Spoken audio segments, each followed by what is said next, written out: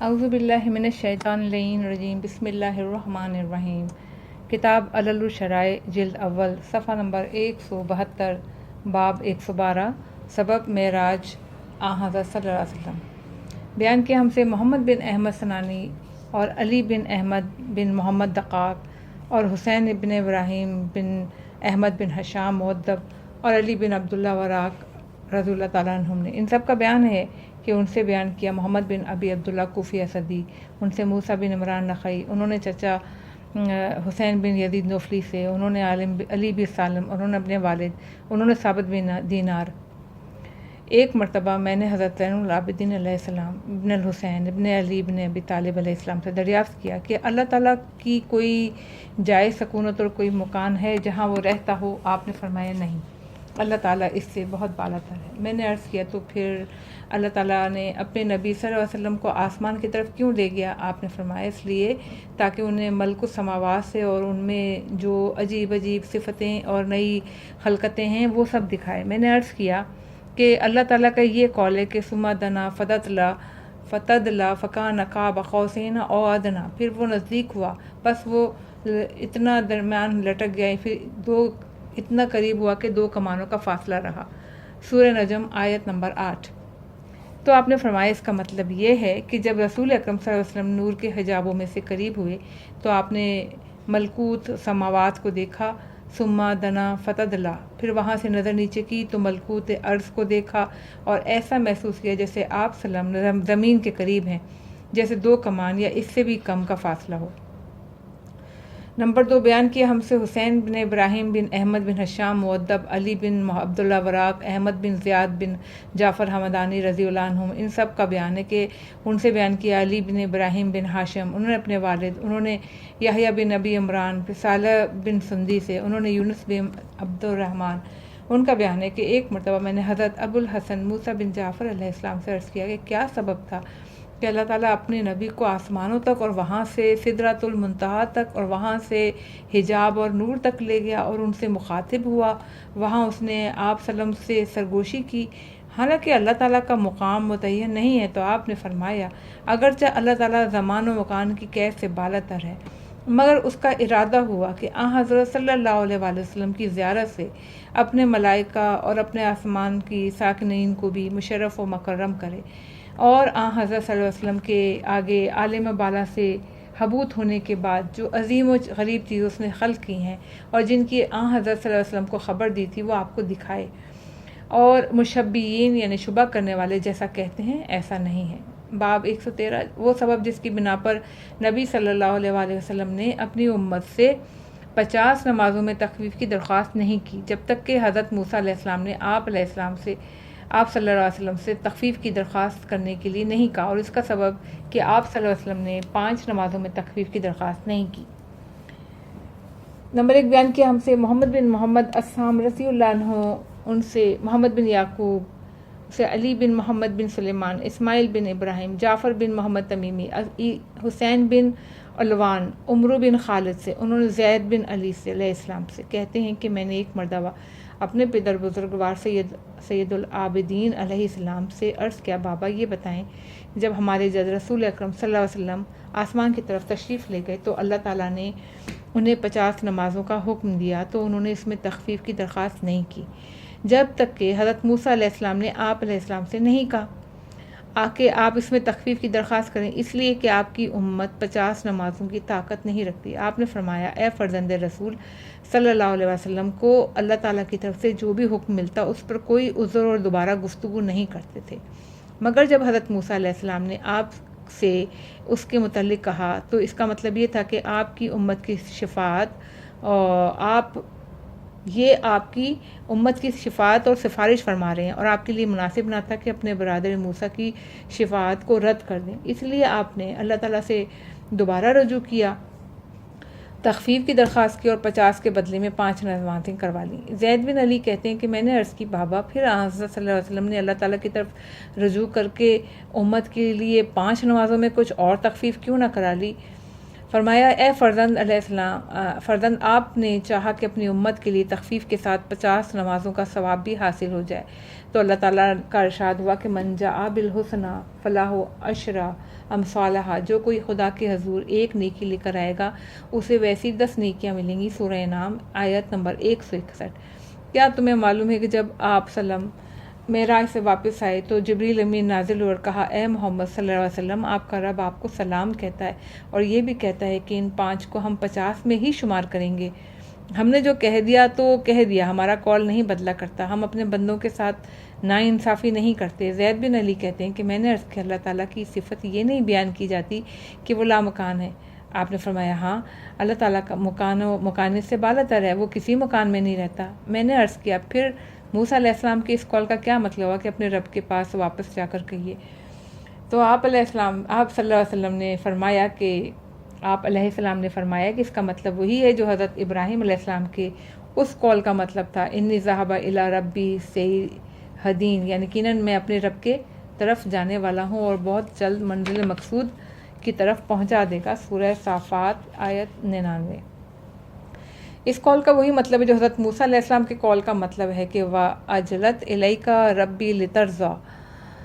سورہ طٰہٰ آیت 84، اور اے میرے پروردگار، میں نے تیری طرف آنے کی جلدی اس لیے کی کہ تو خوش ہو۔ اس کا وہی مطلب ہے فَفَرُّوا إِلَى اللَّهِ،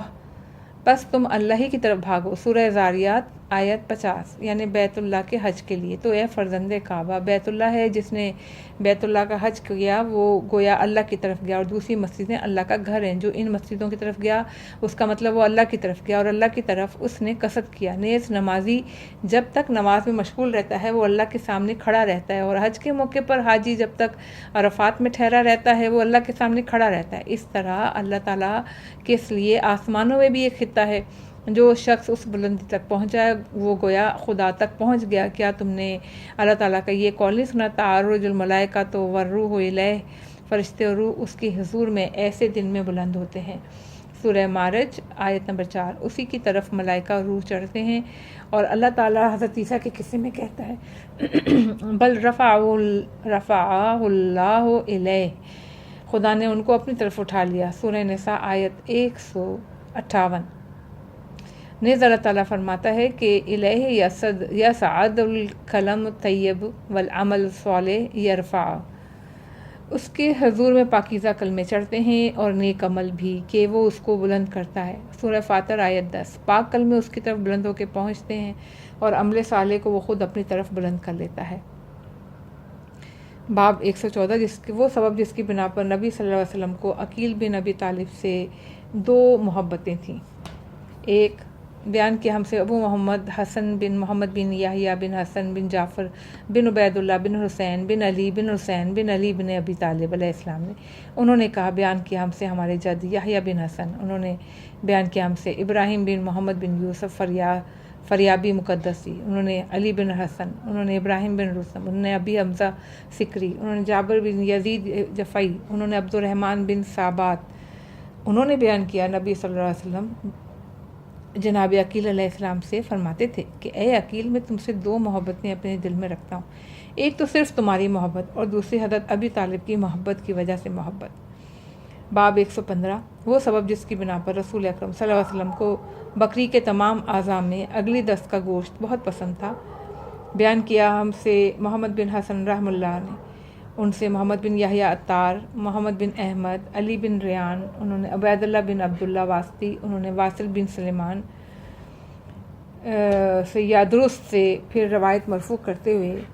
حضرت امام جعفر صادق علیہ السلام کی طرف راوی کا بیان ہے کہ میں نے آپ سے بیان کیا کہ رسول اکرم صلی اللہ علیہ وسلم کو بکری کے تمام اعضاء میں سے اگلی دست کا گوشت کیوں سب سے زیادہ پسند تھا؟ آپ نے فرمایا اس لیے کہ حضرت آدم علیہ السلام اپنی ذریت کے انبیاء کی طرف سے قربانی پیش کیا کرتے تھے اور ہر نبی کے نام سے جانور کا ایک عضو منسوب کرتے تھے، چنانچہ ہمارے نبی صلی اللہ علیہ وسلم کے نام سے اگلی دست منسوب کرتے تھے اس بنا پہ کہ حضرت صلی اللہ علیہ وسلم کو اگلی دست کا گوشت سب سے زیادہ پسند تھا۔ نمبر 2، ایک دوسری حدیث میں ہے کہ رسول اکرم صلی اللہ علیہ وسلم اگلی دست کا گوشت اس لیے بہت زیادہ پسند فرماتے تھے کہ وہ گھاس اور چارے کے قریب اور بول و براز کے مقام سے زیادہ دور ہوتی ہے۔ باب 116 وہ سبب کہ جس کی بنا پر اللہ تعالیٰ کے نزدیک سب سے مکرم ہستیوں کے نام محمد صلی اللہ علیہ وسلم کو و فاطمہ علیہ السلام و حسن علیہ السلام و حسین علیہ السلام رکھا گیا۔ بیان کیا ہم سے ابو نصر احمد بن حسین بن احمد بن عبید نشاپوری مروانی نیشاپور کے اندر میری ملاقات اس سے بڑی ناسبی سے کبھی نہیں ہوئی تھی۔ اس نے بیان کیا ہم سے محمد بن اسحاق بن ابراہیم بن مہران سراج، اس سے حسن بن عرفہ عبدی، وکی بن جراح، محمد بن اسرائیل، ابو صالح، ابو ذر، حضرت ابو ذر رحم اللہ، انہوں نے کہا کہ میں نے رسول اکرم صلی اللہ علیہ وسلم کو فرماتے ہوئے سنا ہے کہ آپ نے فرمایا کہ میں اور علی ابن ابی طالب دونوں ایک ہی نور سے پیدا کیے گئے ہیں آدم علیہ السلام کی خلقت سے 2000 سال پہلے، اور ہم اللہ تعالیٰ کی تسبیح پڑھتے رہتے تھے۔ بس جب اللہ تعالیٰ نے حضرت آدم علیہ السلام کو پیدا کیا تو وہ نور ان کے صلب میں ودیعت کر دیا۔ چنانچہ جب حضرت آدم علیہ السلام کی سکونت جنت میں تو ہم لوگ ان کے صلب میں تھے، جب ان سے خطا سرزد ہوئی تو ہم لوگ ان کے صلب میں تھے، جب حضرت نوح علیہ السلام سفینے میں سفار ہوئے ہم لوگ ان کے صلب میں تھے، جب حضرت ابراہیم علیہ السلام آگ میں پھینکے گئے تو ہم لوگ ان کے صلب میں تھے۔ پھر اللہ تعالیٰ ہم لوگوں کو مسلسل پاک صلبوں سے پاک رحموں کی طرف منتقل کرتا رہا، یہاں تک کہ اس نے ہم لوگوں کو صلب عبد المطلب میں پہنچا دیا۔ پھر وہاں سے ہم لوگوں کے نور کو 2 حصوں میں تقسیم کر دیا گیا، مجھے صلب عبداللہ میں قرار دیا اور علی کو صلب ابو طالب علیہ السلام میں قرار دیا گیا۔ مجھے نبوت و برکت سے نوازا، علی کو فصاحت و شجاعت سے نوازا، اور ہم لوگوں کے نام اپنے 2 ناموں سے مشتق کیے۔ بس اس صاحب عرش کا نام محمود اور میرا نام محمد ہے، اللہ اعلیٰ ہے اور یہ علی ہے۔ بیان کیا ہم سے حسن بن محمد بن سعید ہاشمی کوفی، ان سے فرات بن ابراہیم کوفی، حسن بن علی بن الحسین بن محمد، ابراہیم بن فضل بن جعفر بن علی بن ابراہیم بن سلیمان بن عبداللہ بن عباس، حسن بن علی زعفرانی بصری، سہل بن یسار، ابو جعفر محمد بن علی تالکی، محمد بن عبداللہ غلام بنی ہاشم، محمد بن اسحاق واقدی، انہوں نے حزیل، مکحول، طاؤس، ابن عباس، انہوں نے کہا رسول اکرم صلی اللہ علیہ وسلم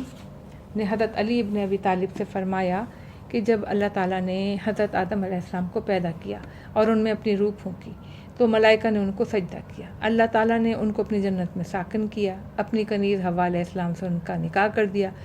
تو آدم علیہ السلام کی نگاہ عرش کی طرف اٹھی اور یکایک انہیں 5 سطروں میں کوئی تحریر نظر آئی۔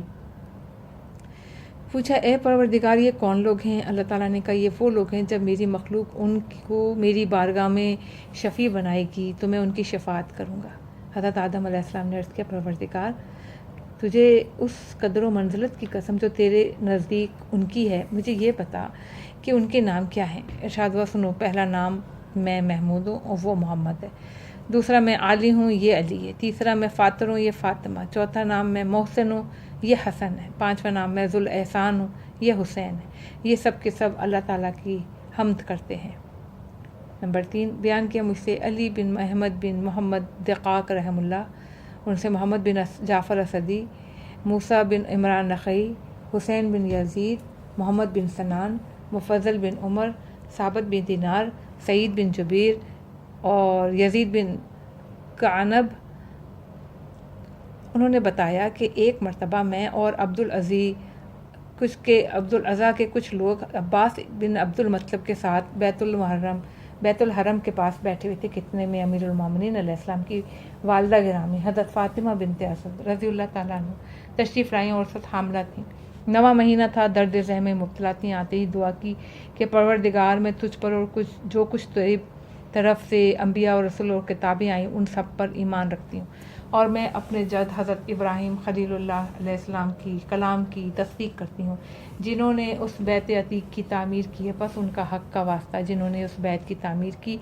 اور اس مولود کے حق کا واسطہ جو سب میرے شکم میں ہے کہ مجھ پر وضع حمل کو آسان فرما دے۔ یزید بن کعب کا بیان ہے، اس دعا کے بعد ہم لوگوں نے دیکھا کہ خانہ کعبہ کے پشت کی دیوار شگافتہ ہوئی اور حضرت فاطمہ بنت اسد اس میں داخل ہو کر ہم لوگوں کی نگاہوں سے اوجھل ہو گئی اور دیوار کا شگاف مندمل ہو گیا۔ ہم نے کوشش کی کہ دروازے کا قفل کھولیں، مگر قفل ہم لوگوں سے نہ کھل سکا، تو ہم لوگ سمجھ گئے کہ یہ کوئی خدائی معاملہ ہے۔ پھر چوتھے روز حضرت فاطمہ بنت اسد خانہ کعبہ سے اس شان سے نکلیں کہ آپ کے ہاتھ پر امیر المومنین علیہ السلام تھے۔ پھر آپ نے فرمایا کہ مجھے سلف کی معزز خواتین پر فضیلت دی گئی، کیونکہ آسیہ بنت مزاحم ایسے مقام پر چھپ چھپ کر اللہ کی عبادت کرتی رہیں جہاں اللہ کی عبادت سوائے مجبوری کے مناسب نہ تھی، اور مریم بنت عمران نے کھجور کے سوکھے درختوں کی شاخوں کو اپنے ہاتھوں سے ہلایا تو تازہ تازہ پھل کھائے، اور میں بیت الحرام میں داخل ہوئی تو جنت کا پھل اور وہاں کا طعام کھاتی رہی۔ جب میں نے نکلنے کا ارادہ کیا تو حاطف غیب نے صدا دی، اے فاطمہ، اس نومولود کا نام علی رکھنا، اس لیے کہ یہ واقعی میں علی ہے، اور اللہ اعلیٰ ارشاد کرتا ہے کہ میں نے اس کے نام کو اپنے نام سے مشتق کیا ہے، اس کو اپنا ادب سکھایا ہے، اپنے اسرار سے واقف کرایا ہے۔ یہی ہے جو ہمارے گھر میں رکھے ہوئے بتوں کو توڑے گا اور ہمارے گھر کی چھت پر کھڑے ہو کر اذان دے گا اور میری تقدیس و تمجید بجا لائے گا۔ خوش نصیبی ہے اس کی جو اس سے محبت کرے اور اس کی اطاعت کرے، اور ویل ہے اس پر جو اس کی نافرمانی کرے، اس سے بغض رکھے۔ اللہ تعالیٰ محمد صلی اللہ علیہ وسلم اور ان کی پاک اولاد پر اپنی رحمت نازل کرے۔ نمبر 4 بیان کیا ہم سے محمد بن اسحاق تالقانی رضی اللہ عنہ نے ان سے عبدالعزیز بن یحییٰ جلودی، مغیرہ بن محمد، رجا بن سلمہ، عمرو بن شمر، جابر جفئی نے سے ایک طویل روایت ہے جس میں حضرت امیر المومنین علیہ السلام کے تمام اسماء گنوائے گئے ہیں جو توریت، انجیل، زبور، اہل ہند، اہل روم، اہل فارس و اہل ترک و اہل زنج و اہل کہانت و اہل حبش میں مذکور و مشہور ہیں۔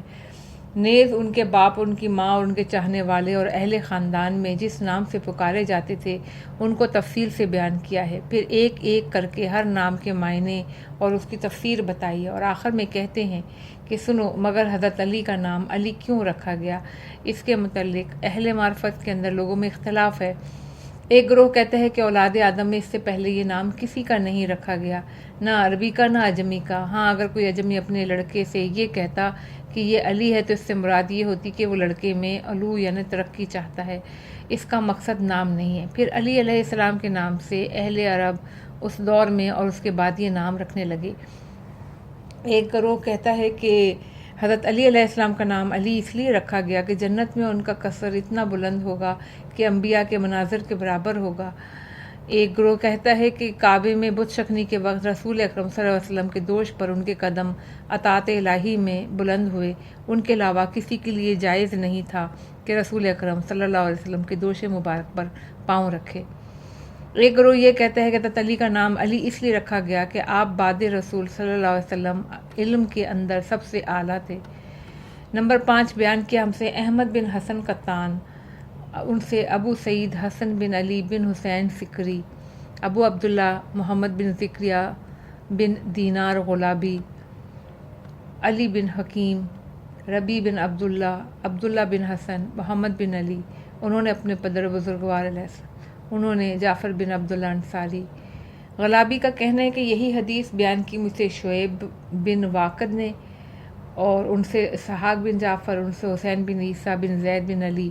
انہوں نے اپنے پدر بزرگوار علیہ السلام سے، انہوں نے جابر بن عبداللہ انصاری سے۔ نیز غلابی کا کہنا ہے کہ یہی حدیث بیان کی مجھ سے عباس بن بکار نے، ان سے حرب بن میمون، ان سے ابی حمزہ سمالی، انہوں نے زید بن علی، انہوں نے اپنے پدر بزرگوار علیہ السلام سے۔ آپ نے فرمایا کہ جب حضرت فاطمہ زہرا سلام اللہ علیہا کے یہاں امام حسن علیہ السلام کی ولادت ہوئی تو انہوں نے حضرت علی علیہ السلام سے کہا کہ اس بچے کا نام رکھیے۔ آپ نے جواب دیا، میں اس بچے کا نام رکھنے میں رسول اللہ صلی اللہ علیہ وسلم سے ہرگز سبقت نہ کروں گا۔ اتنے میں رسول اللہ صلی اللہ علیہ وسلم ولادت کی خبر سن کر خود تشریف لائے تو بچہ ایک زرد پارچے میں لپیٹ کر آپ کے سامنے پیش کیا، تو آپ نے فرمایا کہ میں نے تم لوگوں کو منع کیا تھا کہ بچے کو زرد پارچے میں ملفوف نہیں کرنا۔ پھر وہ آپ نے زرد پارچہ نکال کر پھینکا اور ایک سفید پارچہ لے کے اس میں ملفوف کیا۔ پھر حضرت علی علیہ السلام سے فرمایا، کیا تم نے بچے کا نام رکھ لیا؟ حضرت علی علیہ السلام نے عرض کی، مجھے حق نہیں کہ میں اس بچے کا نام رکھنے میں آپ سے سبقت کروں۔ اللہ تعالیٰ نے جبریل علیہ السلام کی طرف وحی کی کہ محمد صلی اللہ علیہ وسلم کے گھر میں بچے کی ولادت ہوئی ہے، جاؤ انہیں میرا سلام کو اور مبارکباد دو، اور کہو علی کو تم سے وہی نسبت ہے جو ہارون علیہ السلام کو موسیٰ علیہ السلام سے تھی، لہٰذا اس بچے کا نام ہارون علیہ السلام کے فرزند پر نام رکھو۔ یہ حکم سن کے حضرت جبریل علیہ السلام نازل ہوئے اور اللہ کی طرف سے بچے کی ولادت کی تہنیت دی اور کہا اللہ تعالیٰ کا حکم ہے کہ اس بچے کا نام ہارون علیہ السلام کے فرزند کے نام پر رکھیں۔ حضرت صلی اللہ علیہ وسلم نے کہا اس کا نام لیا، اس کا نام کیا تھا؟ تو حضرت جبریل علیہ السلام نے کہا اس کا نام شبر تھا۔ آپ نے فرمایا یہ نام تو غیر عربی ہے اور میری زبان عربی ہے۔ جبریل علیہ السلام نے کہا پھر آپ کا نام حسن رکھ دیں، یعنی شبر کا ترجمہ ہے یہ۔ تو حضرت صلی اللہ علیہ وسلم نے ان کا نام حسن رکھ دیا۔ اس کے بعد جب امام حسین پیدا ہوئے تو اللہ تعالیٰ نے جبریل کی طرف وحی کی کہ محمد صلی اللہ علیہ وسلم کے گھر میں ایک بچے کی ولادت ہوئی ہے، تم جا کر میری طرف سے انہیں تہنیت دو اور کہو علی کو تم سے وہی منزلت حاصل ہے جو ہارون علیہ السلام کو موسیٰ سے علیہ السلام کو حاصل تھی، لہٰذا اس بچے کو نام بھی ہارون علیہ السلام کے فرزند کے نام پر رکھو۔ حکم پا کر حضرت جبریل علیہ السلام نازل ہوئے، اللہ کی طرف سے رسم تہنیت ادا کی اور پھر کہا اللہ تعالیٰ کا حکم ہے اس کا نام ہارون علیہ السلام کے فرزند کے نام پر رکھو۔ حضرت صلی اللہ علیہ وسلم نے فرمایا کہ اس کا نام کیا تھا؟ تو جبریل علیہ السلام نے کہا اس کا نام شبیر تھا۔ آپ نے فرمایا میری زبان عربی ہے۔ تو حضرت جبریل علیہ السلام نے کہا پھر آپ اس کا نام حسین رکھ دیں، جو کہ عربی میں شبیر کا ترجمہ ہے۔ نمبر 6، انہی اسناد کے ساتھ غلابی سے روایت ہے کہ ان سے بیان کیا عباس بن وقار نے، ان سے حرب بن میمون، پھر محمد بن علی بن عبداللہ بن عباس، انہوں نے اپنے والد، انہوں نے اپنے جد عبداللہ بن عباس، ان کا بیان ہے کہ نبی صلی اللہ علیہ وسلم نے ارشاد فرمایا اے فاطمہ، حسن و حسین یہ دونوں اللہ کے نزدیک اتنے مکرم ہیں کہ ان کے نام اللہ نے ہارون کے دونوں فرزندوں شبر و شبیر کے نام پر رکھے ہیں۔ اور انہی اسناد کے ساتھ عباس بن بکار نے روایت کی کہ انہوں نے بیان کیا ہم سے عباد بن کثیر اور ابو بکر حضلی نے روایت کی ابن زبیر سے، انہوں نے جابر سے جب حضرت فاطمہ زہرا کے سلام اللہ علیہ کے بطن سے امام حسن پیدا ہوئے تو اس سے پہلے ہی رسول نے تنبیہ کر دی تھی کہ ولادت کے وقت سفید پارچے میں ملفوف کرنا، زرد میں نہ کرنا۔ بعد ولادت حضرت فاطمہ نے حضرت علی سے کہا یا علی اس بچے کا کوئی نام تجویز کر دیں، تو آپ نے فرمایا کہ مجھے زیب نہیں دیتا کہ میں نام رکھنے میں رسول اکرم صلی اللہ علیہ وسلم پر سبقت کروں۔ اتنے میں حضرت صلی اللہ علیہ وسلم خود تشریف لے آئے، اپنے بچے کو گود میں لیا اور اس کے بوسے لیے، اپنی زبان بچے کے منہ میں دی اور امام حسن اس کی زبان چوسنے لگے، آپ کی زبان۔ پھر حضرت صلی اللہ علیہ وسلم نے لوگوں سے کہا کیا میں نے تم لوگوں کو ہدایت کی تھی کہ بچے کو زرد میں پارچے میں ملفوف نہ کریں؟ اس کے بعد آپ نے ایک سفید پارچہ منگوایا، اس میں اس کو ملفوف کیا، زرد پھینک دیا، دائیں کان میں اذان کہی، بائیں کان میں اقامت دی۔ پھر حضرت علی علیہ السلام سے پوچھا تم نے اس بچے کا کیا نام رکھا ہے؟ حضرت علی نے عرض کیا کہ میں اس بچے کے نام رکھنے میں آپ سے سبقت کیسے کر سکتا ہوں؟ تو اللہ تعالیٰ نے حضرت جبریل علیہ السلام کی طرف وحی کی کہ محمد صلی اللہ علیہ وسلم کے گھر میں ایک فرزند پیدا ہوا ہے، ان کی خدمت میں جاؤ، ان کو سلام کہو، میری طرف سے اپنی طرف سے انہیں تہنیت دو، پھر ان سے کہو علی علیہ السلام کو آپ سے وہی منزلت حاصل ہے جو ہارون علیہ السلام کو موسیٰ علیہ السلام سے منزلت حاصل تھی، لہذا اس بچے کا نام بھی وہی رکھو جو حضرت ہارون علیہ السلام کے فرزند کا تھا۔ آپ نے پوچھا اس کا نام کیا تھا؟ حضرت جبریل علیہ السلام نے کہا شبر۔ آپ نے فرمایا مگر میری زبان تو عربی ہے۔ حضرت جبریل علیہ السلام نے کہا پھر آپ اس کا نام حسن رکھ دیں، چنانچہ حضرت صلی اللہ علیہ وسلم نے اس کا نام حسن رکھ دیا۔ پھر جب امام حسین پیدا ہوئے تو نبی صلی اللہ علیہ وسلم تشریف لائے، جو کچھ امام حسن کی ولادت پہ کر چکے تھے وہی امام حسین کی ولادت پہ کیا، اور جبریل امین علیہ السلام حضرت صلی اللہ علیہ وسلم پر نازل ہوئے اور کہا اللہ تعالیٰ آپ کو سلام کہتا ہے، یہ فرماتا ہے علی علیہ السلام کی منزلت آپ کے ساتھ وہی ہے جو حضرت ہارون علیہ السلام کو حضرت موسیٰ علیہ السلام سے حاصل تھی، لہٰذا اس بچے کا نام بھی ہارون علیہ السلام کے فرزند کے نام پر رکھیں۔ آپ صلی اللہ علیہ وسلم نے فرمایا اس کا نام کیا تھا؟ جبریل علیہ السلام نے کہا شبیر۔ آپ نے فرمایا میری زبان تو عربی ہے۔ حضرت جبریل علیہ السلام نے کہا پھر اس کا نام حسین رکھ دیں، اور حضرت صلی اللہ علیہ وسلم نے ان کا نام حسین رکھ دیا۔ نمبر 8، انہی اسناد کے ساتھ غلابی سے روایت ہے، وہی کہتے ہیں مجھ سے بیان کیا حکم بن اسلم نے، ان سے بیان کیا ہم وقی نے روایت کرتے ہوئے عامش سے، انہوں نے سالم سے روایت کی، انہوں نے رسول اکرم صلی اللہ علیہ وسلم نے فرمایا کہ میں نے اپنے دونوں فرزندوں کے نام ہارون علیہ السلام کے فرزندوں کے نام پر شبر و شبیر رکھے ہیں۔ نمبر 9، بیان کیا ہم سے حسن بن محمد بن یحییٰ علوی رحم اللہ، انہوں نے میرے دست سے انہوں نے کہا بیان کیا ہم سے احمد بن صالح تمیمی، عبداللہ بن عیسیٰ، حضرت جعفر بن محمد، انہوں نے اپنے پدر بزرگوار علیہ السلام سے، آپ نے فرمایا صلی اللہ علیہ وسلم نے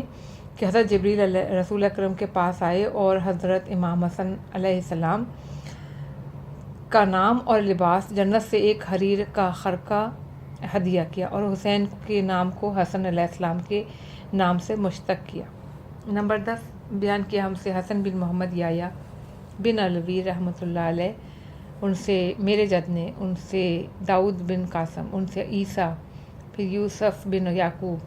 ابن عینیہ روایت کرتے ہوئے عمرو بن دینار سے، انہوں نے اکرمہ سے، وہ کہتے ہیں جب حضرت فاطمہ سلام اللہ علیہا کے ہاں حضرت امام حسن پیدا ہوئے تو انہیں حضرت صلی اللہ علیہ وسلم کی خدمت میں پیش کیا گیا تو آپ صلی اللہ علیہ وسلم نے ان کا نام حسن رکھا۔ پھر جب حضرت امام حسین پیدا ہوئے تو حضرت صلی اللہ علیہ وسلم نے ان کی خدمت میں پیش کیا تو آپ نے فرمایا حسن سے بھی زیادہ حسین ہے، ان کا نام حسین رکھ دیں۔ وہ سبب جس کی بنا پر اللہ تعالیٰ کی محبت اور رسول اللہ صلی اللہ علیہ وسلم اور ان کے اہل بیت علیہ السلام کی محبت بندوں پر واجب ہے۔ باب 117 صفحہ نمبر 180۔ نمبر 1 بیان کیا ہم سے ابو سعید بن ابو الفضل ابن اسحاق مذکر نیشہ پوری نے، ان سے احمد بن عباس بن حمزہ، ان سے احمد بن یحییٰ صوفی کوفی اور یحییٰ بن معین، ہشام بن یوسف، عبداللہ بن سلیمان نوفلی، محمد بن علی بن عبداللہ بن عباس، انہوں نے اپنے والد، انہوں نے اپنے جد، ان کا بیان ہے کہ رسول اللہ صلی اللہ علیہ وسلم نے ارشاد فرمایا کہ اللہ تعالیٰ سے محبت کرو اس لیے کہ وہ اس کی وجہ سے تمہیں اپنی نعمتوں سے فیضیاب کرے گا، اور مجھ سے محبت کرو اللہ کی محبت کی وجہ سے، اور میرے اہل بیت سے محبت کرو میری محبت کی وجہ سے۔ نمبر 2 بیان کیا ہم سے محمد بن ابراہیم بن اسحاق تالقانی رحم اللہ، ان سے ابو احمد القاسم بن بندار المعروف ابی صالح حضا، ان سے ابو حاتم محمد بن ادریس حنظلی، پھر محمد بن عبداللہ بن مسنہ بن عبداللہ بن انس بن مالک انصاری، ان سے حمید طویل، ان سے انس بن مالک۔ ان کا بیان ہے کہ ایک مرتبہ ایک بدوی شخص آیا اور جب اہل بادیہ میں سے کوئی شخص رسول اکرم صلی اللہ علیہ وسلم کے پاس کچھ پوچھنے آتا تھا تو ہم لوگوں کو بڑی حیرت ہوتی تھی۔ الغرض اس نے آ کر پوچھا یا رسول اللہ صلی اللہ علیہ وسلم قیامت کب ہوگی؟ اس کا جواب آپ نے نہ دیا کہ نماز جماعت کھڑی ہوگی۔ تو نماز سے فراغت کے بعد حضرت صلی اللہ علیہ وسلم نے فرمایا وہ کون شخص ہے جس نے قیامت کے متعلق سوال کیا؟ اس بدوی نے کہا میں ہوں یا رسول اللہ صلی اللہ علیہ وسلم۔ آپ نے فرمایا یہ بتاؤ قیامت کے دن کے لیے کیا کیا سامان فراہم کر لیا ہے؟ اس نے کہا میں نے تو اس کے لیے کوئی سامان فراہم نہ کیا، نہ روزہ نہ نماز، سوائے اس کے کہ میں اللہ اور اس کے رسول صلی اللہ علیہ وسلم سے محبت کرتا ہوں۔ نبی صلی اللہ علیہ وسلم نے فرمایا جو شخص جس سے محبت کرتا ہے وہ اسی کے ساتھ محشور ہوگا۔ حضرت انس کا بیان ہے کہ یہ سن کر تمام مسلمانوں کو اسلام لانے کے بعد میں نے اتنا زیادہ خوش نہیں دیکھا جتنا وہ اس بات پر خوش ہوئے۔ نمبر 3 بیان کیا مجھ سے عبداللہ بن محمد بن عبد الوہاب کرشی، ابو نصر منصور بن عبداللہ بن ابراہیم اصبہانی، علی بن عبداللہ، عثمان بن خرزاز، محمد بن عمران، سعید بن عمرو، عبد الرحمن بن ابی لیلہ، اپنے والد ابی لیلہ۔ ان کا بیان ہے کہ رسول اللہ صلی اللہ علیہ وسلم نے فرمایا کہ کوئی شخص اس وقت تک مومن نہیں ہو سکتا جب تک کہ وہ اپنے نفس سے زیادہ مجھ سے محبت نہ کرے، اور اس کے نزدیک میری اطرت خود اس کی اطرت سے زیادہ محبوب نہ ہو، اور میرے اہل بیت اس کے نزدیک خود اس کے اہل بیت سے زیادہ محبوب نہ ہو، اور میری ذات خود اس کی ذات سے زیادہ محبوب نہ ہو۔ باب 118 عشق کے باطل ہونے کا سبب۔ نمبر 1 بیان کیا ہم سے محمد بن ماجیلویہ رضی اللہ عنہ، ان سے بیان کیا میرے چچا محمد بن ابی القاسم، ان سے محمد بن علی کوفی، محمد بن سنان، مفضل بن عمرو، انہوں نے کہا کہ ایک مرتبہ حضرت ابو عبداللہ امام جعفر بن محمد صادق علیہ السلام سے عشق کے متعلق سوال کیا تو آپ نے فرمایا وہ دل جو ذکر خدا سے خالی ہو جاتا ہے تو اللہ اس کو غیر خدا کی محبت کا مزہ چکھاتا ہے۔ باب 119 اللہ تعالیٰ کے لیے محبت اور اللہ تعالیٰ کے لیے بغض اور موالات کے واجب ہونے کا سبب۔ بیان کیا ہم سے محمد بن قاسم استر آبادی، اور ان سے یوسف بن محمد زیاد اور علی بن محمد بن سیار، ان دونوں نے اپنے والد سے، انہوں نے حسن بن علی بن محمد بن موسیٰ بن جعفر بن محمد بن علی بن حسین بن علی ابن ابی طالب علیہ السلام سے، انہوں نے اپنے والد سے، انہوں نے اپنے آبا کرام سے روایت کی کہ رسول اللہ صلی اللہ علیہ وسلم نے ایک دن کہا کہ اے بندہ خدا، اگر کسی سے محبت کرو تو اللہ کی خوشنودی میں، اور کسی سے بغض رکھو تو اللہ کی خوشنودی میں، کسی سے دوستی کرو تو اللہ کی خوشنودی میں، کسی سے دشمنی کرو تو اللہ کی خوشنودی میں، اس لیے کہ اللہ کی ولایت اور دوستی اس کے بغیر حاصل نہیں ہو سکتی، اور جب تک ایسا نہ کرے گا، خواہ کثرت سے نماز پڑھتا ہو، کثرت سے روزے رکھتا ہو، وہ ایمان کا ذائقہ بھی نہ چکھ سکے گا۔ اور تم لوگوں کے اس دور میں اللہ کے آپس میں مواخات اور برادری اکثر دنیا کے لیے ہوتی ہے، اس کی بنیاد پر وہ کسی سے محبت اور کسی سے عداوت رکھتے ہیں، مگر یہ چیز انہیں اللہ کے دربار میں کوئی فائدہ نہیں دے سکتی۔ اس صحابی نے کہا، میں یہ کیسے معلوم کروں کہ میں نے یہ دوستی اور دشمنی کی ہے تو اللہ کے لیے کی ہے، اور یہ کیسے معلوم ہو کہ اللہ کا دوست کون ہے جس سے میں دوستی کروں، اللہ کا دشمن کون ہے جس سے میں دشمنی کروں؟ آپ نے یہ سن کر حضرت علی علیہ السلام کی طرف اشارہ کیا اور کہا، کیا تم ان کو دیکھتے ہو؟ ان صحابی نے کہا، جی ہاں حضرت۔ حضرت صلی اللہ علیہ وسلم نے کہا، اس کا دوست اللہ کا دوست ہے، تم اس کو دوست رکھو، اس کا دشمن اللہ کا دشمن ہے، تم اس سے دشمنی کرو۔ آپ صلی اللہ علیہ وسلم نے فرمایا، جو شخص اس کو دوست رکھتا ہے تم اس کو دوست رکھو، خواہ تمہارے باپ یا تمہاری اولاد کا قاتل ہی کیوں نہ ہو، اور جو اس کو دشمن رکھتا ہے تم اس کو دشمن رکھو، خواہ وہ تمہارا باپ یا تمہاری اولاد ہی کیوں نہ ہو۔ باب 120 پاک ولادت محبت اہل بیت علیہ السلام کا اور ناپاک ولادت ان کی دشمنی کا سبب ہوتی ہے۔ میرے والد محمد بن حسن رحم اللہ دونوں نے مجھ سے بیان کیا، میرے والد اور محمد بن حسن رحم اللہ ان دونوں نے مجھ سے بیان کیا کہ ہم سے سعد بن عبداللہ نے روایت کی، ان سے احمد بن محمد بن خالد، ان سے ابو القاسم عبد الرحمن کوفی، ابو یوسف یعقوب بن یزید انباری، ابو محمد عبداللہ بن محمد غفاری، انہوں نے حسین بن زید، انہوں نے جناب حضرت امام جعفر صادق علیہ السلام ابو عبداللہ جعفر علیہ السلام بن محمد سے، انہوں نے اپنے بزرگوار، انہوں نے اپنے آبا کرام علیہ السلام سے روایت فرمائی۔ آپ نے فرمایا کہ رسول اکرم صلی اللہ علیہ وسلم نے ارشاد فرمایا کہ جو شخص ہم اہل بیت سے محبت کرتا ہے تو اسے چاہیے کہ اللہ کی دی ہوئی پہلی نعمت پر اللہ کا شکر ادا کرے۔ اللہ نے آپ سے کہا گیا کہ پہلی نعمت کیا ہے؟ آپ نے فرمایا کہ پاک ولادت، اس لیے کہ وہی مومن ہم سے محبت کرے گا جس کی پاک ولادت ہو۔ نمبر 2 بیان کیا ہم سے علی بن احمد بن عبداللہ بن احمد بن ابی عبداللہ برکی، ان سے ان کے والد، پھر احمد بن ابی عبداللہ، ان سے محمد بن عیسیٰ، ابو محمد انصاری، ان سے متعدد اشخاص، ان سب نے حضرت امام محمد باقر علیہ السلام سے، آپ نے فرمایا جو شخص صبح اٹھے اور اپنے دل میں ہم لوگوں کی محبت کی ٹھنڈک محسوس کرے، اس کو چاہیے کہ ابتدائی نعمت پر اللہ کا شکر ادا کرے۔ پوچھا گیا کہ ابتدائی نعمت کیا ہے؟ آپ نے فرمایا کہ پاک ولادت۔ نمبر 3 بیان کیا ہم سے حسین بن ابراہیم بن ناتانا رحم اللہ، ان سے علی بن ابراہیم، انہوں نے اپنے باپ ابراہیم بن ہاشم، ان سے محمد بن ابی عمیر، ابو زیاد ہندی، عبید اللہ بن صالح، زید بن علی، انہوں نے اپنے پدر بزرگوار علی بن الحسین، انہوں نے اپنے پدر بزرگوار حضرت حسین ابن علی علیہ السلام، انہوں نے اپنے پدر بزرگوار حضرت امیر المومنین علی بن ابی طالب سے روایت کی کہ رسول اکرم صلی اللہ علیہ وسلم نے مجھ سے ارشاد فرمایا کہ علی، جو شخص مجھ سے محبت کرتا ہے تم سے محبت کرتا ہے، اور تمہاری اولاد میں سے جو آئمہ ہیں ان سے محبت کرتا ہے، تو اسے چاہیے کہ وہ اپنی پاک ولادت پہ اللہ کا شکر کرے، اس لیے کہ ہم لوگوں سے وہی محبت کرے گا جو مومن ہوگا اور اس کی ولادت پاک ہو، اور ہم لوگوں سے وہی بغض رکھے گا جس کی ولادت ناپاک ہو۔ نمبر 4 بیان کیا ہم سے محمد بن موسیٰ بن متوکل رحم اللہ، انہوں نے بیان کیا ہم سے محمد بن یحییٰ تار، محمد بن احمد بن یحییٰ بن عمران اشعری، محمد بن سندی، علی بن حکم، فضیل بن عثمان، ابی زبیر مکی، انہوں نے ایک مرتبہ جابر کو دیکھا کہ وہ اپنے عصا کا سہارا لیتے ہوئے انصار کی گلیوں اور مجلسوں کا چکر لگا رہے اور یہ کہتے ہیں کہ علی علیہ السلام خیر البشر ہیں، جو اس سے انکار کرے وہ کافر ہے۔ اے گروہ انصار، تم لوگ اپنے بچوں کو علی سے محبت کرنے کی تربیت کرو، اگر کوئی اس سے انکار کرے تو دیکھو کہ اس کی ماں کا کردار کیسا تھا۔ نمبر 5 بیان کیا ہم سے محمد بن علی ماجیلویہ رضی اللہ عنہ نے، انہوں سے میرے چچا محمد بن ابی القاسم، ان سے محمد بن علی کوفی کرشی، ان سے محمد بن سنان، مفضل بن عمر، انہوں نے حضرت امام جعفر صادق علیہ السلام سے آپ علیہ السلام نے فرمایا کہ جو شخص ہم لوگوں کی محبت کی ٹھنڈک اپنے دل میں محسوس کرے اسے چاہیے کہ اپنی ماں کو بہت بہت دعائیں دے، اس لیے کہ اس نے اس کے باپ کی امانت میں خیانت نہیں کی۔ نمبر 6 بیان کیا ہم سے محمد بن حسن رحمہ اللہ نے،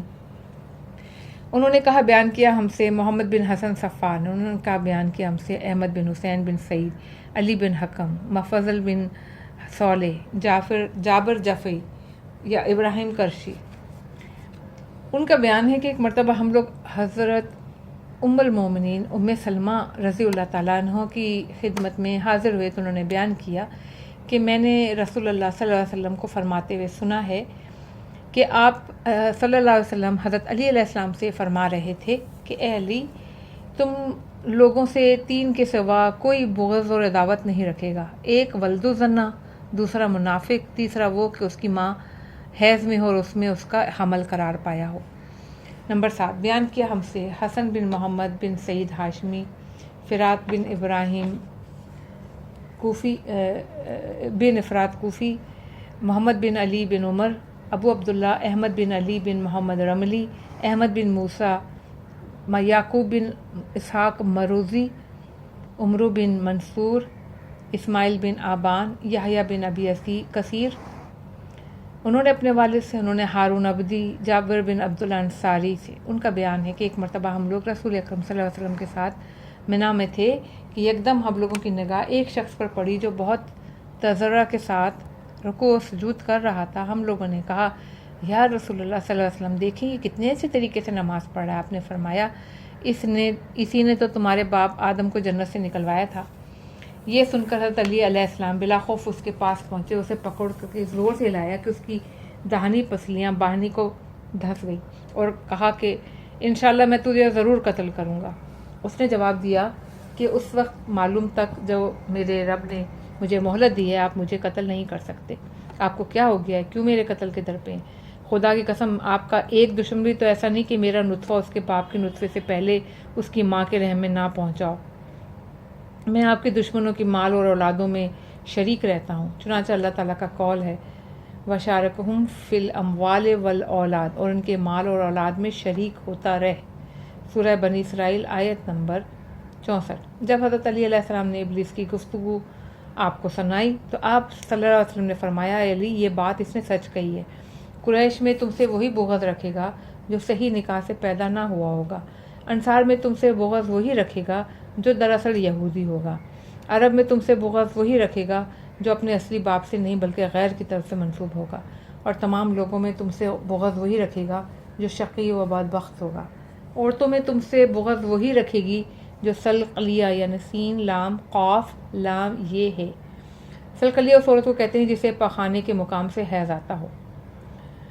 پھر آن حضرت صلی اللہ علیہ وسلم نے سر جھکایا اور ذرا خاموش رہے، پھر سر اٹھایا اور فرمایا اے گروہ انصار، تم نے اپنی اولاد کے سامنے علی علیہ السلام کی محبت پیش کر کے دیکھو، اگر وہ اسے قبول کرے تو وہ تمہاری اولاد ہے، اگر انکار کرے تو تمہاری اولاد نہیں کسی غیر کی ہے۔ جابر بن عبداللہ کہتے ہیں کہ آن حضرت صلی اللہ علیہ وسلم کے اس ارشاد کے بعد ہم لوگوں کا یہ دستور تھا کہ حضرت علی علیہ السلام کی محبت اپنی اولاد کے سامنے پیش کرتے، اگر وہ علی علیہ السلام سے محبت کرتا تو اپنی اولاد سمجھتے، اگر وہ ان سے بغض رکھتا تو اپنی اولاد ہونے کی نفی کرتے۔ نمبر 8 بیان کیا ہم سے محمد بن ابراہیم بن اسحاق طالقانی رضی اللہ عنہ، ان سے ابو سعید حسن بن علی ادوی،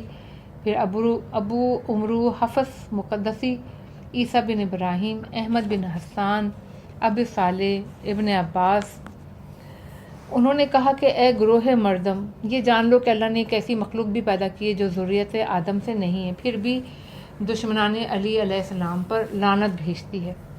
پوچھا کون سی مخلوق ہے؟ ابن عباس نے کہا وہ ایک چڑیا کمبرا کے نام سے ہے جو روزانہ صبح کو کہتی ہے پروردگار تو علیہ السلام کے دشمن پر لعنت بھیج، بار الہ تو دشمن رکھ اس کو جو علی علیہ السلام کو دشمن رکھے، اور دوست رکھ اس کو جو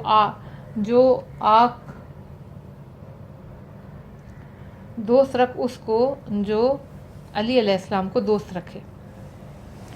نمبر 9، بیان کیا ہم سے ابو عبداللہ الحسین بن احمد بن محمد بن علی بن عبداللہ بن جعفر بن محمد بن علی بن حسین بن علی بن ابی طالب علیہ السلام نے، انہوں نے کہا بیان کیا ہم سے ابو الحسن علی بن احمد بن موسیٰ، انہوں نے بیان کیا ہم سے احمد بن علی، ان سے بیان کیا ابو علی حسن بن ابراہیم بن علی عباسی، انہوں نے کہا کہ بیان کیا تجھ سے ابو سعید عمیر بن مرداس دوانکی نے، انہوں نے بیان کیا تجھ سے جعفر بن بشیر مکی نے، انہوں نے کہا بیان کیا ہم سے وکیل، انہوں نے مسعودی، انہوں نے مرفوع روایت کرتے ہوئے حضرت سلمان فارسی رحمۃ اللہ علیہ سے ان کا بیان ہے کہ ایک مرتبہ ابلیس ملعون ایک مجمع کے پاس سے گزرا جو کہ حضرت علی علیہ السلام کو برا کہہ رہے تھے۔ یہ ان کے سامنے کھڑا ہو گیا، مجمع سے آواز آئی کہ یہ کون ہے؟ ابلیس نے کہا میں ابو مرہ ہوں۔ لوگوں نے کہا ابو مرہ تم ہم لوگوں کی باتیں سن رہے تھے؟ اس نے کہا تم لوگوں کا برا ہو، تم لوگوں کا برا ہو، تم لوگ اپنے مولا علی ابن ابی طالب کو برا کہہ رہے ہو۔ لوگوں نے کہا تمہیں کہاں سے علم ہوا کہ وہ ہم لوگوں کے مولا ہیں؟ ابلیس نے کہا یہ تمہارے ہی نبی صلی اللہ علیہ وسلم کے قول سے معلوم ہوا، انہوں نے یہ کہا ہے کہ جس کا میں مولا ہوں اس کے علی مولا ہیں، تو اسے دوست رکھ جو اسے دوست رکھتا ہو، تو اسے دشمن رکھ جو اسے دشمن رکھتا ہو، تو اس کی مدد کر جو اس کی مدد کرتا ہو، تو اس کا ساتھ چھوڑ دے جو اس کا ساتھ چھوڑ دے۔ لوگوں نے کہا کیا تم ان شیعوں اور ان کے دوستداروں میں سے ہو؟ اس نے کہا نہیں، میں نہ ان کا شیعہ ہوں نہ ان کا دوستدار، ہاں مگر میں انہیں جانتا ہوں، ان سے بغض و دشمنی تو وہی رکھتا ہے جس کے مال و اولاد میں میں شریک ہوں۔ لوگوں نے کہا اے ابو مرہ کیا تم علی علیہ السلام کے بارے میں بتانا پسند کرو گے؟ اس نے کہا اے گروہ ناقصین و قاستین و مارقین سنو، میں نے قوم جان میں رہ کر یعنی جنوں میں اللہ تعالیٰ کی 12,000 سال تک عبادت کی، پھر جب اللہ نے قوم جان کو ہلاک کر دیا، ان میں سے کوئی باقی نہ بچا، میں نے اللہ تعالیٰ سے تنہائی کی شکایت کی۔ اللہ تعالیٰ نے مجھے دنیاوی آسمان کی طرف اٹھا کے پہنچا دیا، یہاں میں نے ملائکہ کے ساتھ مزید اللہ کی عبادت کی، اور ابھی ہم لوگ اسی طرح اللہ کی عبادت و تقدیس میں مشغول تھے کہ یک بیک ایک نور بے حد چمکدار ہم لوگوں کے سامنے سے گزرا، اور ملائکہ اسے دیکھ کر سجدے میں گر گئے اور کہنے لگے اے سبوح قدوس، یہ نور کسی ملک مقرب کا ہے یا نبی مرسل کا؟ آواز آئی یہ نبی نہ کسی ملک مقرب کا ہے نہ ہی نبی مرسل کا، یہ علی ابن ابی طالب علیہ السلام کی تعینت کا نور ہے۔ نمبر 10، بیان کیا ہم سے محمد بن علی مہرویہ نے، ان سے ابو الحسن علی بن حسان بن معید ابن اصفہانی، ابو حاتم احمد بن ابو ربیع عارج، عبداللہ بن عمران، علی بن زین بن جدعان، سعید بن مسیب، زید بن ثابت، اس سے روایت کیا کہ حضرت رسول اکرم صلی اللہ علیہ وسلم نے ارشاد فرمایا کہ جو شخص میری زندگی میں اور میرے مرنے کے بعد علی سے محبت رکھے گا تو اللہ تعالیٰ اس کے مقدر میں امن و ایمان دونوں رکھ دے گا، سورج کے طلوع ہونے اور سورج کے غروب ہونے تک۔ اور جو شخص میری زندگی میرے مرنے کے بعد علی علیہ السلام سے بغض رکھے گا تو وہ جاہلیت کی موت مرے گا، اور جو کچھ بھی کرے گا اس کا پورا حساب لیا جائے گا۔ 11، بیان کیا ہم سے علی بن محمد بن حسن قزوینی المعروف بن ابن مقبرہ، محمد بن عبداللہ بن عامر، عصام بن یوسف، محمد بن ایوب کلابی، عمرو بن سلیمان، عبداللہ بن عمران، علی بن زید، سعید بن مسیب، زید بن ثابت سے روایت کرتے ہوئے کہ رسول اکرم صلی اللہ علیہ وسلم نے ارشاد فرمایا کہ جو شخص میری زندگی میں میرے مرنے کے بعد علی علیہ السلام سے محبت کرے گا تو اللہ تعالیٰ اس کے مقدر میں امن اور ایمان لکھ دے گا جب تک کہ سورج طلوع اور غروب ہوتا رہے گا۔ نمبر 12، بیان کیا ہم سے محمد بن مظفر بن نفیس مصری رحم اللہ، ان سے ابو اسحاق ابراہیم بن محمد بن احمد بن عقی سیاب عطار کوفی رضی اللہ عنہ کوفے کے اندر، ان سے احمد بن حزیل ابو العباس ہمدانی، ابو نصر فتح بن کرا سمرقندی، محمد بن خلف مروزی، یوسف بن ابراہیم ابن اللحیہ، ابی زبیر جابر، انہوں نے حضرت ابو ایوب انصاری نے لوگوں سے کہا کہ تم لوگ اپنی اولاد کے سامنے حضرت علی علیہ السلام کی محبت پیش کرو، ان میں سے جو علی سے محبت کرنے لگے وہ تم میں سے ہے، اور جو ان کی محبت اختیار نہ کرے تو اس کی ماں سے پوچھو کہ یہ بچہ تو کہاں سے لائی ہے، اس لیے کہ میں نے رسول اکرم صلی اللہ علیہ وسلم کو فرماتے ہوئے سنا ہے کہ آپ حضرت علی علیہ السلام سے فرما رہے تھے کہ تم سے وہی محبت کرے گا جو مومن ہوگا، اور وہی بغض رکھے گا جو منافق یا ولد الزنا ہوگا، یا اس کی ماں اس وقت حاملہ ہوگی جب وہ حالت حیض میں تھی۔